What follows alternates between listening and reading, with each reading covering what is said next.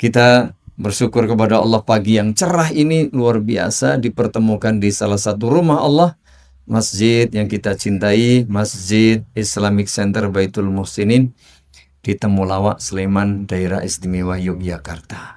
Semoga ini semuanya betul-betul menjadi bentuk zikir kita, syukur kita, dan ibadah kita dengan baik kepada Allah sebagai majelis ilmu yang membawa manfaat bagi kita di dunia dan di akhirat, dan tentu sebagai pemberat timbangan kebaikan kita kelak pada hari kiamat. Allahumma amin.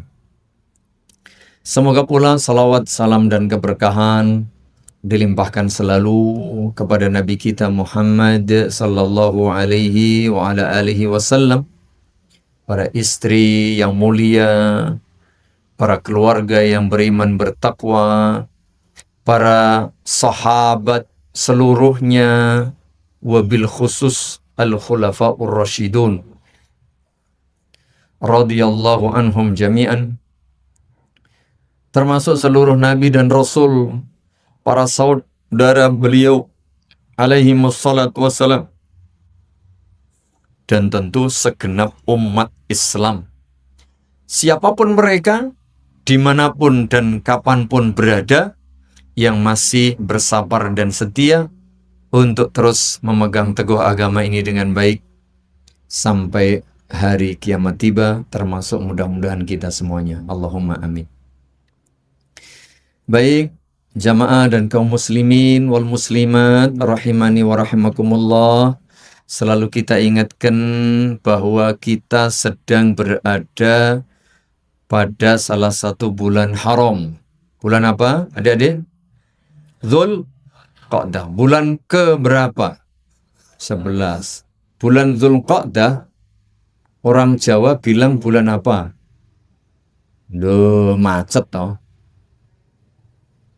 Dzulqa'dah itu kan pengucapannya, Bu, karena ngain, ya kan?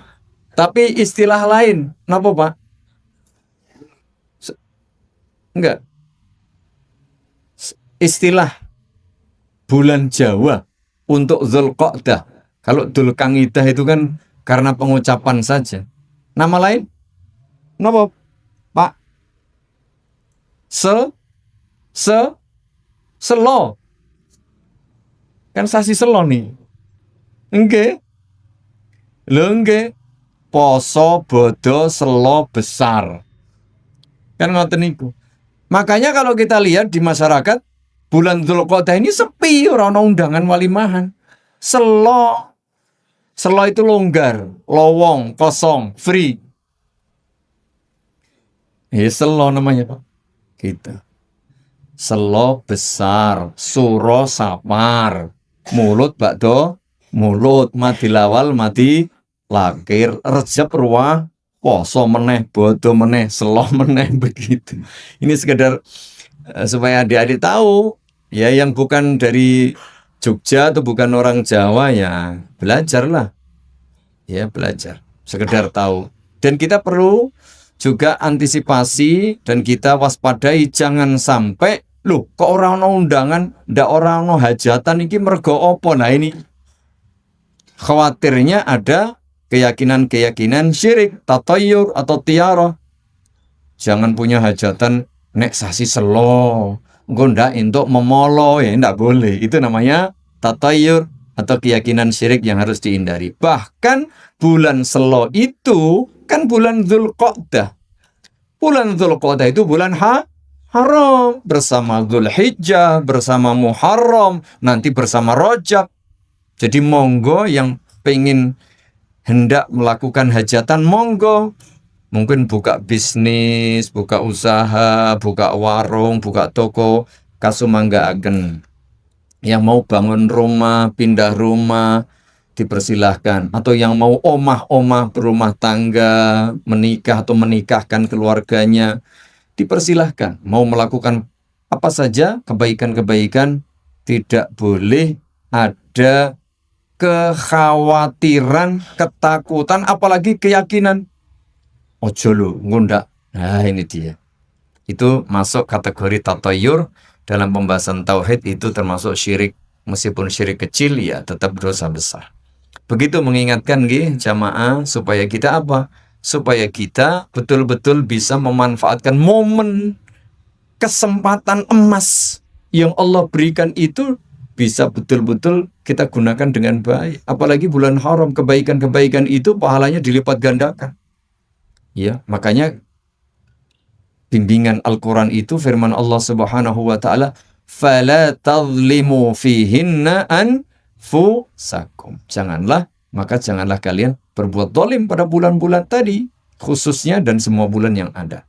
Begitu, Ibu Bapak jamaah kaum muslimin wal muslimat rahimani wa rahimakumullah, sekedar mengingatkan kita berada pada bulan mulia, bukan sekedar baik. Kalau bulan semuanya baik, waktu semuanya baik. Ini lebih, begitu. Baik, mari kita lanjut bacaan hadis kita dari buku Arba'una Hadisan Fit Tarbiyati wal Manhaj. 40 hadis yang berkaitan dengan pendidikan dan prinsip hidup ya kita. Hari ini kita baca Al-Hadithur Rabi'a Asyara, hadis yang ke-14. Hadis yang ke-14, yaitu hadis yang diriwayatkan oleh sahabat yang mulia, yaitu Anas bin Malik. Nah, ini adik-adik usahakan tahu dan mengenal siapa Anas bin Malik. Ketika dulu beliau menjadi sahabat Rasulullah Sallallahu Alaihi Wasallam, membersamai Rasulullah Sallallahu Alaihi Wasallam itu masih remaja, anak-anak seperti kalian. Ya, anak-anak ABG lah begitu, remaja, masih kecil. Bahkan belum balik, begitu. Tetapi beliau ini sudah menjadi apa? Asisten Rasulullah Sallallahu Alaihi Wasallam, aspri, asisten pribadi. Ya begitu.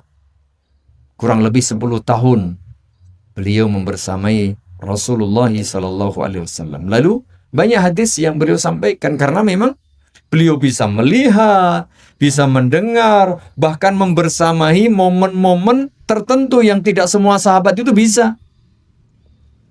Karena beliau seorang aspri tadi, asisten pribadi. Itulah kelebihan yang dimiliki oleh beliau. Mari kita dengar hadis dari beliau radhiyallahu anhu. An Anas radhiyallahu ta'ala anhu qala, kuntu amshi ma'a Rasulillah sallallahu alaihi wa ala alihi wasallam wa alaihi burdun najraniyun ghalidhul hashiyah faadrakahu a'rabiyun fajabadahu biridaihi jabdatan shadidatan fanadhartu ila safhati atiqin nabiy sallallahu alaihi wa ala alihi wasallam qad assarat biha hasyatul burdi min shiddati jabdati summa qala ya Muhammad murli min malillahi alladhi indak. Faltafata ilaihi Rasulullah sallallahu alaihi wasallam thumma dhahik thumma amara lahu bi'ata. Muttafaqun alaih alias rawahul Bukhari wa Muslim. Kaum muslimin wal muslimat rahimani wa rahimakumullah, dari sahabat Anas radhiyallahu ta'ala anhu qala kuntu amshi ma'a Rasulillah sallallahu alaihi wasallam. Aku pernah berjalan bersama Rasulullah sallallahu alaihi wa ala alihi wasallam. Wa alaihi burdun najraniyun. Saat itu beliau mengenakan ageman burd, ya bajulah, pakaian najraniyun yang terbuat atau yang dibuat dari daerah Najran. Jadi seperti itu. Ghalidhul hashiyah, ya bajunya itu biasa. Apa namanya? Enggak halus-halus banget loh. tebel, kasar begitu. Perhatikan ini ya. Kalimat-kalimat itu luar biasa jemaah. Detil-detil itu disebutkan oleh Anas bin Malik. Untuk apa? Untuk kita ambil faedah dan pelajaran. Bukan sekedar berjalan, enggak. Tapi ada hal-hal detil yang beliau sebutkan. Ini enggak main-main jemaah. Itu banyak faedah yang kita petik. Fa'adrakahu a'rabiyun. Tiba-tiba keberadaan Rasulullah Sallallahu Alaihi Wasallam bersama Anas bin Malik tadi dilihat oleh salah seorang desa. Ada orang desa yang melihat.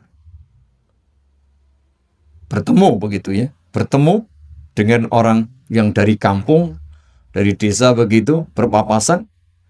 Lalu melihat Nabi. Fajabatahu biridaihi jabdatan syadidah. Maka orang tadi pun langsung tarik itu sorban Nabi atau rida pakaian atasan Nabi itu dengan kerasnya. Bisa digambarin ya.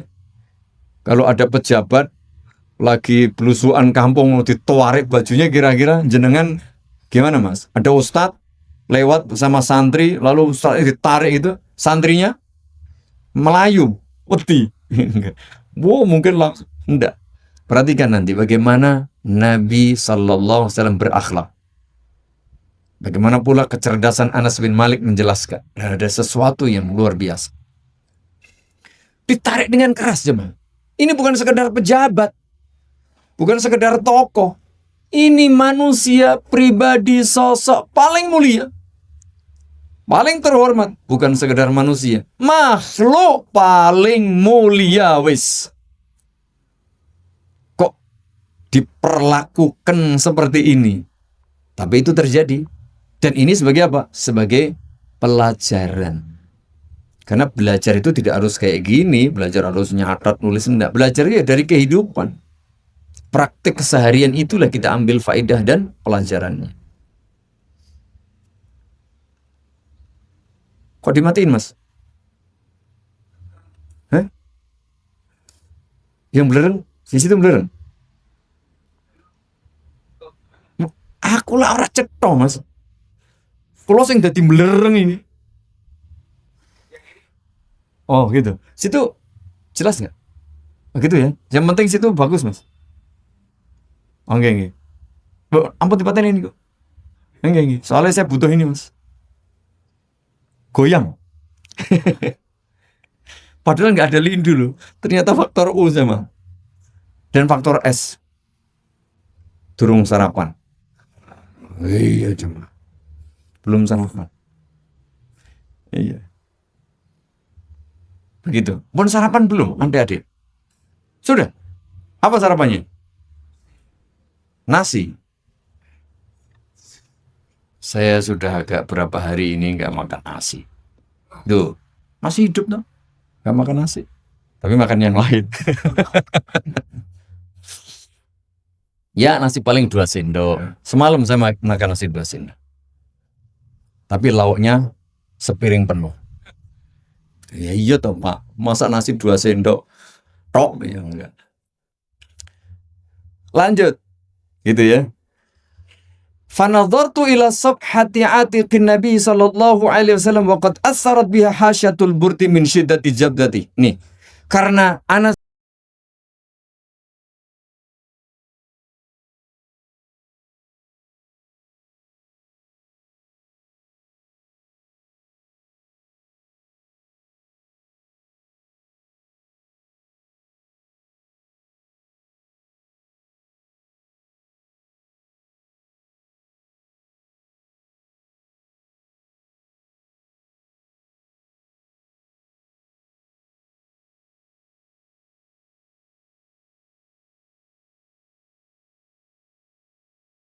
bin Malik sebagai asisten pribadi, ya otomatis langsung ngecek tuh, ditarik sorbannya itu loh, ditarik, membekas jamaah. Ya, baju beliau tadi kan kasar, kayaknya kasar, ditarik yo luka lah. Masya Allah jemaah, jenengan bayangkan kayak ginilah, Kehidupan Nabi SAW sangat sederhana nanti, ya Allah, nangis kita betul. Baju kita ini luarang-larang, ya, halus-halus. Nabi seperti ini, ditarik lagi, membekas, karena tarikannya sangat kuat tadi. Ya jangan heran jamaah, memang begitulah bahasa kita orang Badui gitu kan. Zaman dahulu memang demikian. Mereka itu ya secara umum kasar begitu, meskipun hatinya baik, tapi perilaku gayanya memang begitu. Style mereka kayak gitu, ya. Lalu summa qala, belum lagi selesai Anas bin Malik mengamati bekas ya goresan di leher Nabi sallallahu alaihi wasallam yang mulia tadi, sudah narik begitu, langsung memanggil nama Nabi sallallahu alaihi wasallam langsung, Mat, Mat. Ya Muhammad, itu kalau bahasa kita Mat, menunggui. Kita kan tidak ada ya. Namanya siapa, Dek? Nama siapa? Araya. Araya. Masuk ya Araya. Enggak ada bahasa kita ya Araya, itu enggak ada. Ya, Araya kan gitu. Muhammad kan gitu langsung. Murli min malillahi alladhi indak. Tolong perintahkan itu asistenmu atau siapapun supaya mengambilkan harta Allah untukku. Intinya jaluk duit, minta harta. Ya biasa begitu. Faltafata ilaihi Rasulullah sallallahu alaihi wasallam. Nabi baru menoleh. Sopo to ana wong kaya ngene gitu. Begitu noleh, apakah marah? Tersinggung? Ya. Tembak di tempat? Oh, enggak ada jemaah. Ini pentingnya tabayyun, pentingnya tenang nanti, ya Allah. Ini satu hadis kalau dikupas ya, gak rampung sedino, betul. Soalnya ladingnya ketul. Dikupas. Betul jemaah. Kalau kita kupas ini gak selesai jemaah. Banyak hal bisa dipetik dari peristiwa seperti ini. Nabi menoleh. Ya. Marah tidak, tersinggung tidak, ya. Terus Anas bin Malik juga tidak. Kemudian ditarik, dibanting, enggak. Apa yang terjadi? Summa dhahik. Nabi kemudian tersenyum. Allahu Akbar. Apa no wong kok ganti kaya ini kecuali Nabi sallallahu alaihi wasallam. Enggak ada sosok pribadi piantun yang mulia kecuali Nabi. Kalau awake dhewe itu wong biasa ngene iki nek nang dalan disalib ngono panas kok. Ngene apa Mas? Ngene jenengan disalib panas kok. Panas. Meng. Apa meneh mau bengi. Skor berapa tadi malam? Loh, Slemania orang metu iki. Loh, semalam kan final, Pak. Saya di jalan itu, Pak. War-wer, meng, ya Allah, ya Rabbi. Saya berangkat udah ketemu mereka, betul. Beberapa jalur itu macet. Balik, ayo cepet balik, ngundak. Kecegat meneh. Konon katanya kalah ya, penalti. Loh Mas, tenane lho ora nonton, Bu. Oh, alhamdulillah. Kalau ya ora nonton, ini mengikuti. Loh, soalnya kita jalur itu kalau sampai nanti terjebak pripun? Gitu. Alhamdulillah aman ya, Pak. Aman, alhamdulillah. Jadi tersenyum jamaah, disakiti, direndahkan, diremehkan, senyum ketika mengetahui siapa yang merendahkan, siapa yang menarik. Orang kampung tadi, bahasa kita orang Badui. Wa summa amara lahu bi'ata. Kemudian ya wis kono dijupuke sak cukupe. Masya Allah. Kalau ada sosok pemimpin, guru, kiai, pejabat, penguasa koyong ini, ya Allah, rasa kampanye dipilih. Iya, betul jamaah, luar biasa ya. Mari kita lihat sebagian faedah yang bisa kita petik dari hadis yang mulia ini. Satu, kuntu amshi ma'a Rasulillahi sallallahu alaihi wasallam. Siapa tadi yang ngomong, adik-adik? Yang meriwayatkan hadis ini siapa? Anas bin Malik. Saat beliau membersamai Nabi sallallahu alaihi wasallam masih ke kecil. Nih jamaah, satu, meskipun panjenengan nih siapapun, pejabat, penguasa, pemimpin, pangkate dhuwur wis, gelare sak rewenteng, kekuasaannya besar, jabatannya tinggi, duitnya turah-turah, jadi wong hebat, jangan sombong. Sehebat apapun panjenengan, panjenengan kalah hebatnya dari Nabi sallallahu alaihi wasallam. Tapi Nabi yang mulia sallallahu alaihi wasallam berkenan untuk membersamai anak-anak yang masih kecil. Kadang ada cah cilik orang oleh mlebu. Loh, cah cilik. Ada itu cah cilik orang oleh mlebu masjid. Betul ada jemaah. Kalau nggak percaya buktikan. Itu saya ada punya teman kasih tahu, "Wah, di masjid tempat kampung saya itu ada bapak-bapak sepuh gitu. Pokoknya cah cilik orang oleh nang masjid." Betul jemaah. Aneh itu terjadi. Nah, cah cilik orang oleh mlebu piye? Kapan kita mencetak generasi, mendidik mereka? Ini Nabi loh. Tidak masalah bersama, berjalan bersama jemaah. Kalau kita kan kadang-kadang malu. Atau sebaliknya, anak-anak yang ABG itu malu kalau berjalan bareng sama bapak kek, mbok kek, ya kan? Biasanya gitu. Jangan. Nabi sallallahu alaihi wasallam pun tidak malu, tidak gengsi berjalan dengan anak-anak. Kalau kita, yo aku pejabat kudune pengawalnya yo kolonel apa minimal, bukan kolonel deh. Kenapa? Mayor lah minimal. Tapi kalau dikawal cah cilik gak mau. Makanya kalau saya memang minimal TNI yang ngawal. Tunanetra Indonesia. Nah, iya, saya yang awal tuh cuman pengawalnya malah turu saya. Mas Doni aja turu loh ya. Jadi mengapa saya juga belajar jemaah. Kalau jenengan lihat saya biasa bawa Mas Doni, ya itu pengawal saya itu belajar bahwa kita ini jangan gengsi dengan siapapun. Kadang orang itu, wah aku wong sugih, begitu ketemu orang duwe, kayak aja mlebu sik. Aku melakukan dhewe aja bareng. Malu aja. Itu real ada.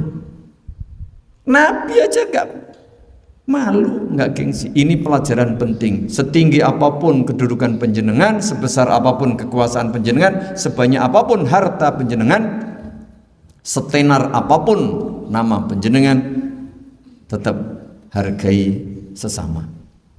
Jangan malu berdiri sama tinggi, duduk sama rendah dengan siapapun, dengan orang tua, dengan anak-anak, dengan siapapun. Begitulah teladan akhlak mulia Nabi sallallahu alaihi wasallam. Tidak ada kesombongan, tidak ada umuk, sok, kumedi, tidak ada. Ini pelajaran pertama. Apa itu? Tawadhu'an Nabi sallallahu alaihi wasallam. Pelajaran pertama, jadilah orang yang tawadhu, rendah hati, andap asor. Bahasa Inggrisnya apa? Humble. Iya, kan jadi bahasa gaul. Di sini diajari bahasa Inggris betul Pak? Diajari? Oh, diajari ke orang.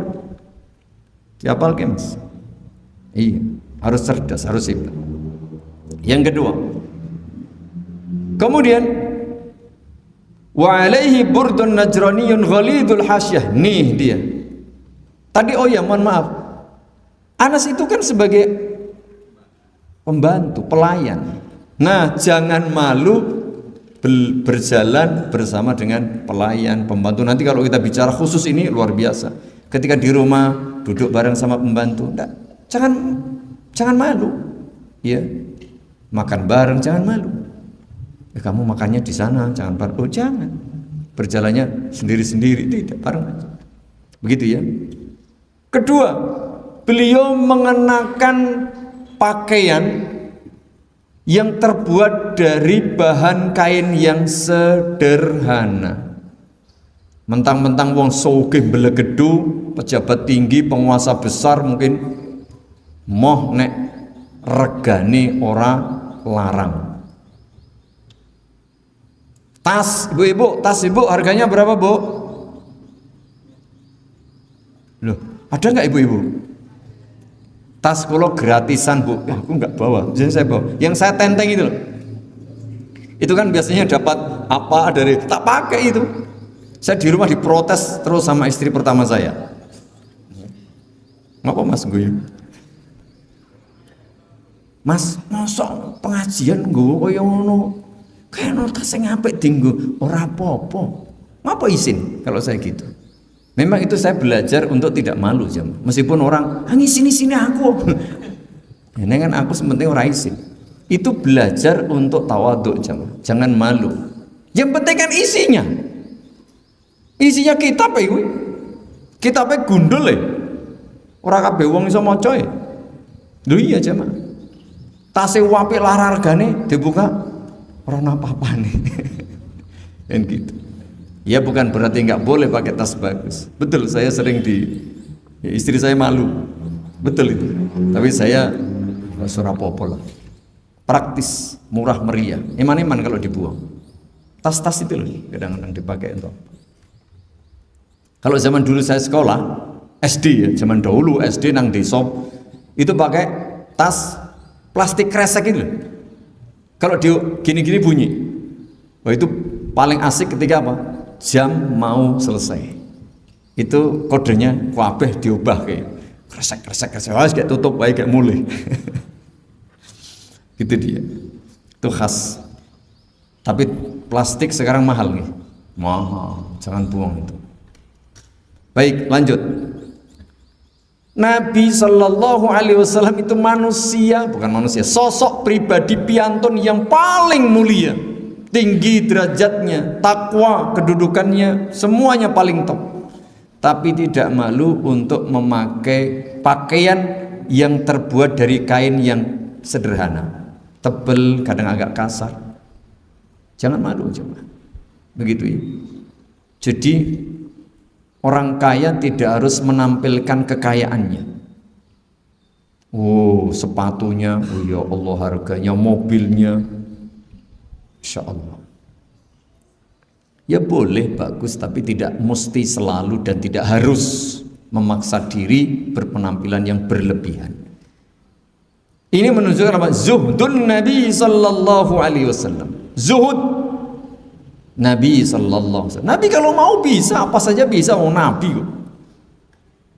Tapi beliau tinggalkan itu untuk apa? Menjaga tadi sebagai hamba yang tawaduk dan sebagai pembelajaran buat umat beliau, ya, umat Islam. Kemudian ini dia kisah yang disampaikan oleh Anas bin Malik secara detail tadi. Nabi berjalan, kemudian memakai baju yang biasa, kemudian tadi rinci tadi, sederhana, ringkes tapi rinci, apa? Menunjukkan perhatian Anas bin Malik bahwa murid itu, Anas kan bukan sekedar pembantu, asisten pribadi, tapi beliau sebagai murid. Sahabat itu kan murid-murid utama itu kan, santri-santri utama, mahasiswa-mahasiswa Nabi Sallallahu Alaihi Wasallam. Para sahabat itu detil ketika mengamati, semua dijelaskan. Untuk apa? Diambil pelajaran, diambil teladannya. Berarti apa? Cerdas jamaah. Jadi kalau belajar cerdas, teliti. Nek teliti mesti orangan ngantuk. Iya nek teliti nek ngantuk. Bukan hanya mendengar, tapi teliti, jeli, teliti, cerdas. Semua dijelaskan untuk diambil pelajaran. Apalagi ini urusan adab kan tadi nanti. Ini urusan adab loh ya.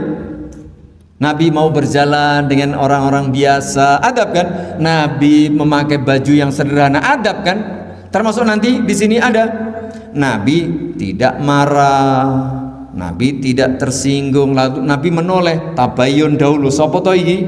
Tidak langsung komen. Oh, setelah ngerti orang Badui, oh ya wajar lumrah rapopo. Artinya siapa yang melakukan ini? Kalau yang melakukan santri yang sudah senior, sudah ini, oh yo kleru, ngerti yo. Ini wajar. Artinya orang Badui seperti itu lumrah. Maka Nabi tidak marah. Lalu Nabi justru membalas keburukan dengan apa? Kebaikan, senyum. Ya Allah, ya Rabbi. Ibu-ibu tak kasih ibu-ibu ya trik kalau suami ibu marah. Kasih apa, Bu? Senyum. Insya Allah itu reda.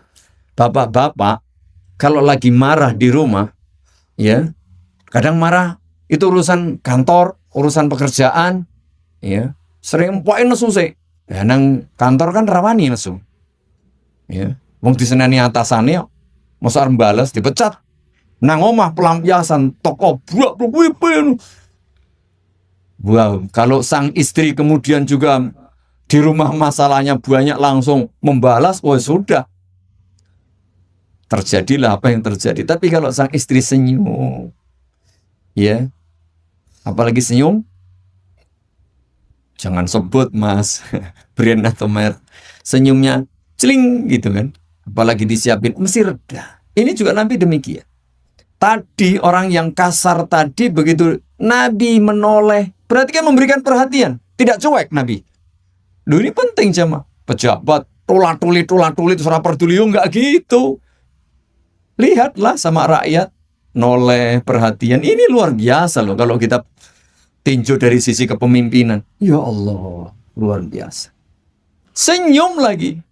Habis itu menyapa lagi. Habis itu mengiyakan permintaannya. Ya Allah, ya Rabbi. Untuk urusan adab saja diperhatikan oleh sahabat sampai detil, apalagi urusan hukum, urusan syariat, urusan ibadah, apalagi urusan akidah. Ini penting loh logika ini. Urusan adab lah cuek ora apa-apa jane, ora dosa. Tapi urusan adab saja diperhatikan sedemikian rupa, detil dieling-eling bahkan disampaikan. Apalagi urusan hukum syariat, apalagi urusan akidah dan keimanan, tentu mereka pegang erat, lebih teliti, lebih perhatian. Kan begitu jemaah. Ini sahabat, tidak main-main. Jadi cara berpikir kita harus begitu. Jadi kalau bukan sekedar menghafal hadis, halo, loh. Tes, ya Allah, sensitif banget mas. Kesenggol sidik nesu. Ya, karena dia tidak berakal, tidak bisa mengambil faedah. Sidik kesenggol nesu, jangan gitulah. Baik, kita lanjut. Jadi apa jamaah? Detil, rinci, perhatian kepada seluruh perkara. Apalagi kalau jenengan jadi pemimpin, harus tahu data rakyatmu piro, misalnya kan, sing di bawah garis kemiskinan yang sudah layak dan kaya berapa, semua ngerti kondisinya seperti apa. Guru juga demikian, kiai juga demikian, ngerti santrinya kayak apa. Oh ini lemah, oh ini sakit-sakitan, oh ini begini begitu, karakternya ngerti, sehingga kita ketika bersikap bisa berbeda dalam kondisi tertentu. Gitu loh. Itu seorang pendidik, seorang guru, seorang pemimpin tahu persis berarti apa? Data. Jangan malah data kita diambil orang lain, kan gitu. Gitu ya. Sehingga ketika kita punya data, kita tepat sasaran, empan papan, bener tur bener. Begitu, itulah hikmah. Oke, lanjut. Kemudian tadi orang Arab Badui, orang Arab desa tadi, tarik langsung tanpa basa-basi. Namanya orang, ya umumnya mereka kurang lah, etikanya, adabnya kurang mereka itu. Lalu menarik, begitu dia. Nabi apakah marah? Tidak. Tersinggung? Tidak. Tan lebih. Ditarik keras. Tetap bergeming apa tak bergeming? Yang betul. Dulu kayaknya pernah. Tetap bergeming. Artinya enggak goyah. Diam. Enggak noleh, enggak apa. Reaksinya enggak ada. Ya sudah, jalan. Tarik. Sehingga yang kalah adalah kulit beliau. Tergores, kegesek kain pakaian beliau yang tebal lagi kasar tadi. Masya Allah jemaah. Kuat fisiknya, kuat hatinya, kuat akhlaknya. Apa itu? Seorang dai, seorang pemimpin, seorang guru, kepala rumah tangga, suami, siapapun harus apa?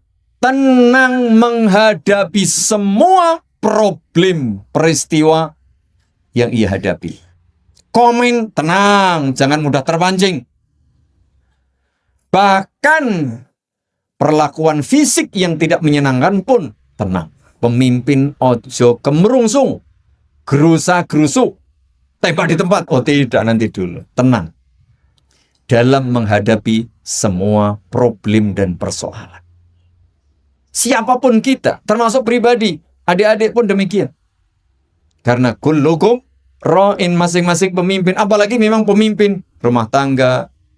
Semua orang yang menjadi suami mesti mengalami namanya problem rumah tangga. Bahkan rumah tangga terbaik yang pernah ada di alam ini, rumah tangga Nabi Sallallahu Alaihi Wasallam pun ada persoalan. Apakah Nabi Sallallahu Alaihi Wasallam bingung? Lalu begini begitu? Galau? Tidak. Tenang. Termasuk ketika disikapi dengan sesuatu yang tidak menyenangkan. Wah, kurang salah kok. Iya, Nabi nggak salah. Tapi disikapi dengan tidak layak. Harus siap jadi pemimpin itu. Ya, siap dibully, siap dicaci, siap disakiti, padahal dia tidak berbuat dolim misalnya. Apalagi kalau dia berbuat dolim, layak kan? Begitu dia.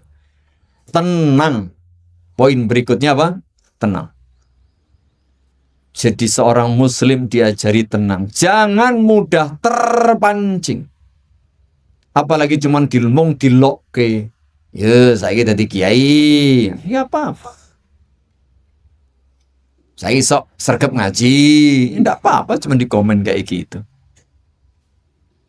Bahkan kadang ada benturan-benturan fisik pun hendaknya tenang, sabar. Jangan kemerungsung. Jangan kemudian ya mudah emosi dan terpancing. Apalagi dai, apalagi ustadz, kiai, guru, ya, ini penting untuk diperhatikan.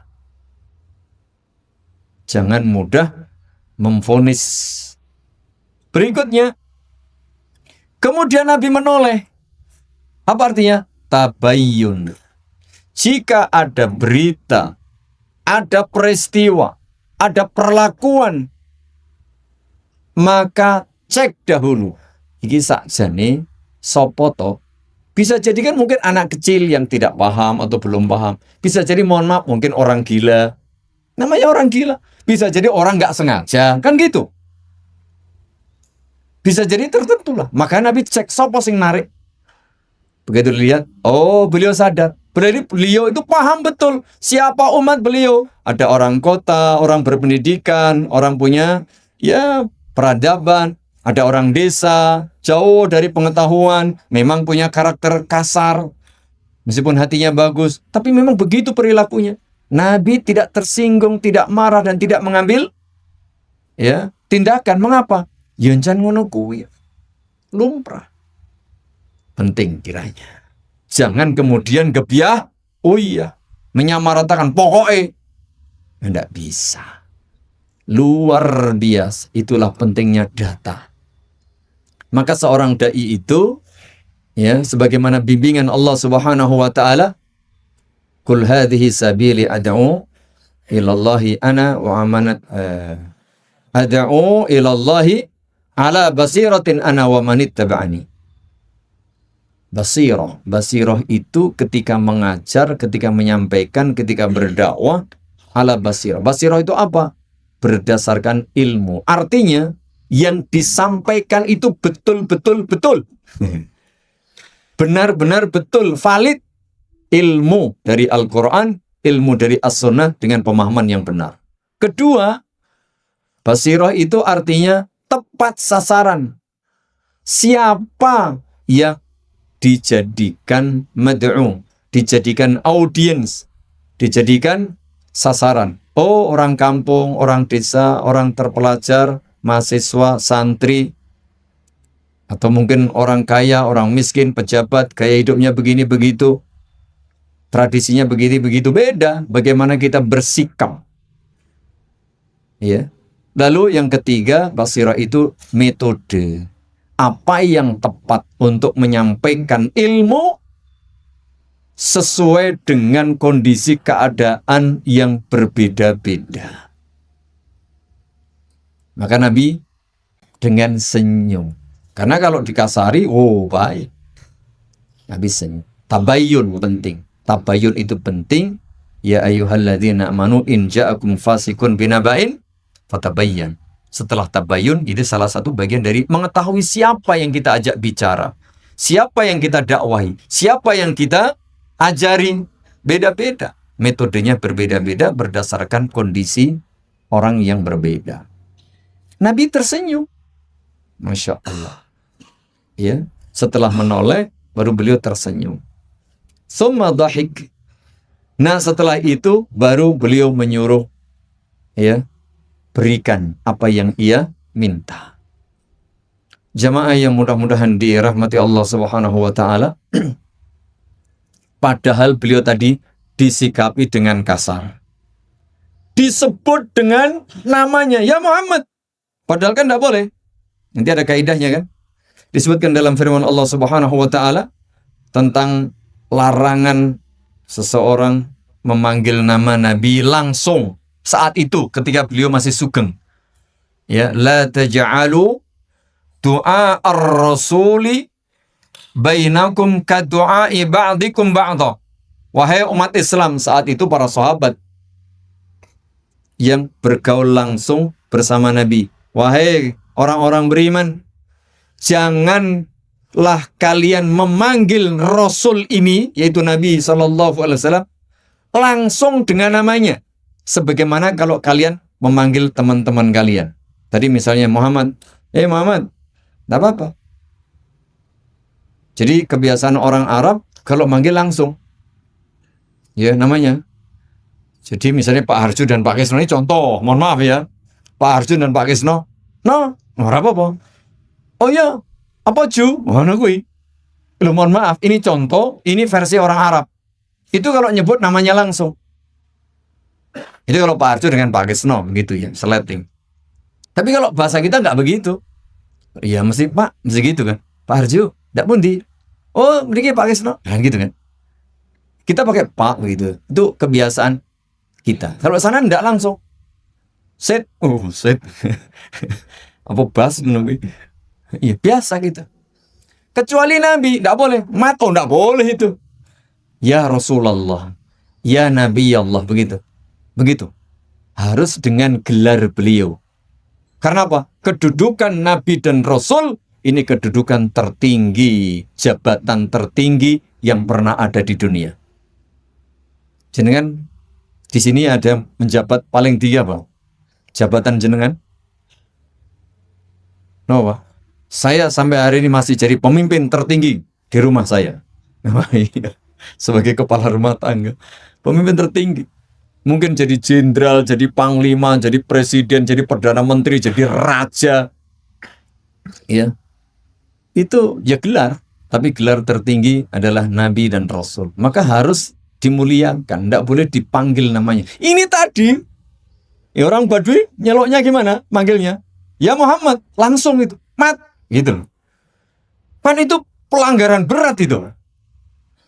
Ya, kalau di sini masuk apa? Kategori pencemaran nama baik. Bisa sak triliun di denda itu. Tapi Nabi tidak begitu jemaah. Karena Nabi tahu yang manggil tadi, oh dia. Masya Allah jemaah. Lalu Nabi paham, meskipun dia melanggar kan secara hukum, tapi jika dilakukan oleh orang yang belum tahu atau tidak tahu, maka Nabi memaafkan. Luar biasa. Begitu pula beliau membalas keburukan dengan kebaikan. Ini yang sulit sama. Sudah memaafkan, memahami, ya apa-apa lumrah. Memahami ya. Yang kedua memaafkan, lalu membalas dengan yang lebih baik. Senyum. Lah kalau awake dhewe pejabat mungkin sudah bawa sembako banyak di jalan dihalang-halangi pakai portal. Balik wae sembako ini gawa ora sido. Mungkin gitu. Tapi beliau tidak. Masya Allah jemaah. Ini harusnya Pak Arju besok kalau ada pelatihan kepemimpinan nih hadis ini tolong disampaikan. Oh iya. Calon-calon pemimpin atau misalnya kalau ada, biasanya di pejabat-pejabat itu ada pelatihan atau khusus penataran. Kalau mau naik jabatan, ini sampaikan. Nggak tahu yang disampaikan apa di sana. Ya, ini harusnya nih kiai-kiai diundang pengisi. Ya, supaya membacakan ini, jangan kiai sing cabul. Oh, nenek ini tak pitus wi. Nek bener loh ya. Itu hati-hati jemaah. Ustadz, syekh, kiai. Na'udzubillah min zalik. Hati-hati jemaah ya, jangan terlalu percaya. Ya jangan terlalu percaya. Karena memang begitu. Maka cek ini penting, cek dan recheck tadi. Tabayun itu penting. Ya, penting sekali. Hati-hati nggih.